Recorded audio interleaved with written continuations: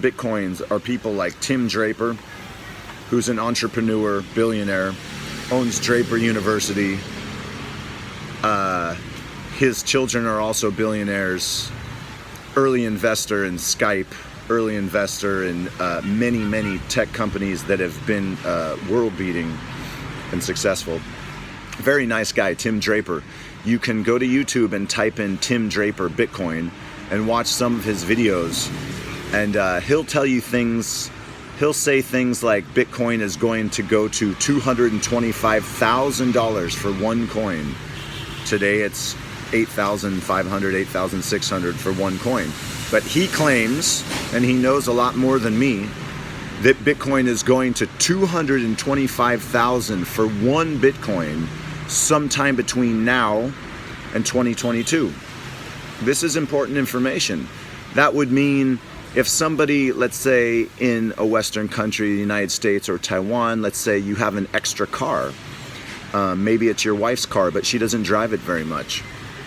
And you have this car, and the car's sitting there, it's valued, maybe it's valued at $800 or slightly under $10,000. Well, you could sell that car if it's not being used, or some extra money that you have in a bank account, and you could buy a Bitcoin, just one Bitcoin.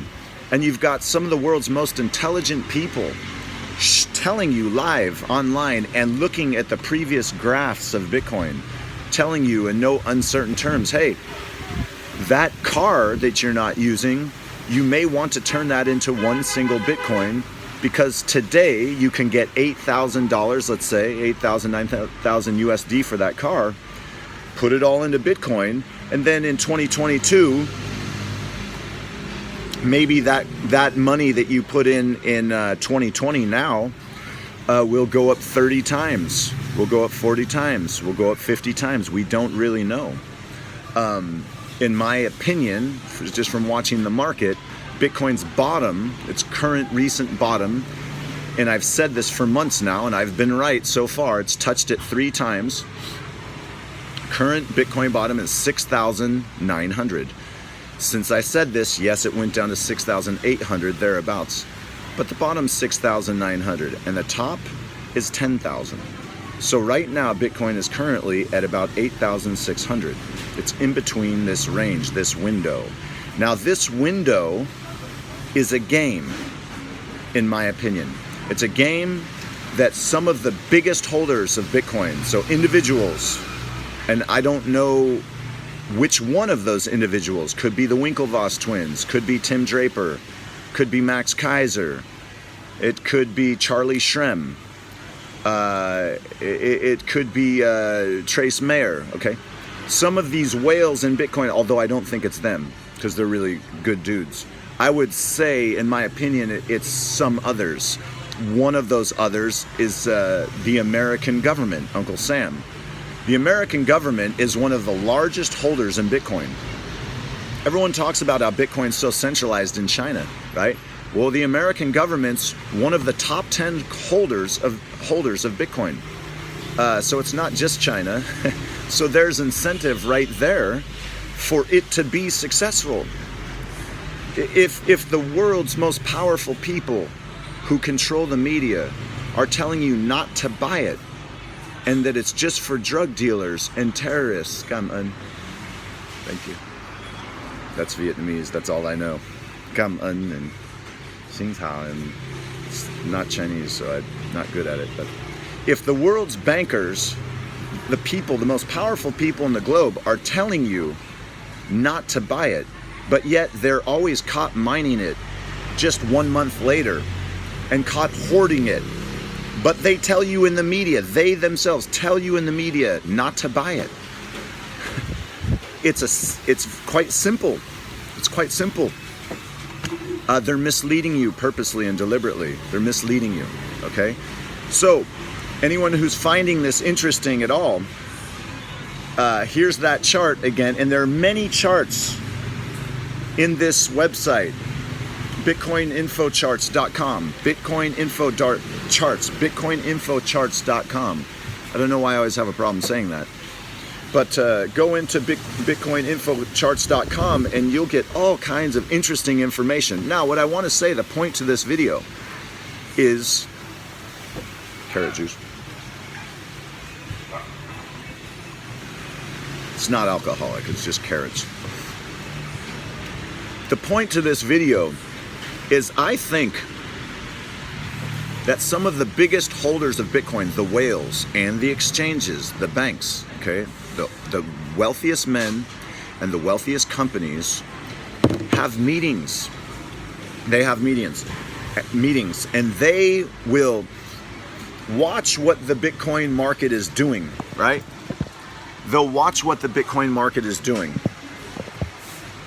And in this, while they're watching what the Bitcoin market is doing, they will decide when to pump money in and when to pull money out.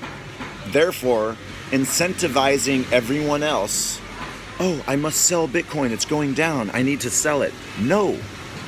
When people are talking about how bad Bitcoin is and what a scam it is and the price is low, that's when you're buying a little or as much as you can. When Bitcoin goes up very high, that's when you take one out if you have numerous, or take some out of one and hold it there. Because we humans are very cyclical. You know, we go around in circles. Don't you know that? I think everyone knows that. What do I mean by that? We get high on something. We get, oh, it's the greatest thing since bread came sliced. I love this person. I love this music. I love this shop. I love this country. Well, just wait. Wait a few weeks. Wait 3 weeks. Wait 3 months. Wait a year. Wait 6 months. And that mindset of that human often changes. And it always changes in the crypto space, in Bitcoin. It always changes, right? It always changes. And people's view of the success of Bitcoin is solely based on its price. Now, what does this mean? What does this represent? This represents a great opportunity for the very few people who are watching this channel, Mother Bitcoin. Creates a very great opportunity. Why? Because Bitcoin right now is not even 9,000 US dollars. It's a baby. Why? Because the world's toxic derivative markets, all the world's fake money that is printed is $250 trillion, roughly. It's around $250 trillion. Now, Bitcoin is not $1 trillion. Bitcoin is only not even $250 billion. So what I like to say is, imagine Bitcoin is a white 5-gallon bucket of water. 水桶，它是那个就是白色的那个水桶 ，one 就是一个而已，一个桶子。And then you've got 250 other buckets of dirty water. They're overflowing and they smell bad. It's got green and black sludge. 很脏的水就充满，就是跑出来，那个恶心的水就跑出来，它也有味道，很恶心啊，很恶心。So check this out. This toxic, disgusting 250 buckets of water, 它们是250水桶，很恶心的水跑出来的，有味道。But there is one clean white bucket, clean white 5-gallon bucket of water, and it's only 1/4 full. 它就是1/4门而已啊。那个水桶的水里面很干净，非常干净。You don't think that dirty water, that toxic water, all that gross, disgusting money from 250 other buckets will not come into the one clean bucket of water, which is Bitcoin, which can be seen all over the world, how many of them there are, how many of them are being produced by the minute, how many of them there will ever be. And obviously this looks to be like it will most likely be the world's default storage benchmark standard of value by which all other things, cars, buildings, the US dollar, the Chinese renminbi, will all be judged by Bitcoin.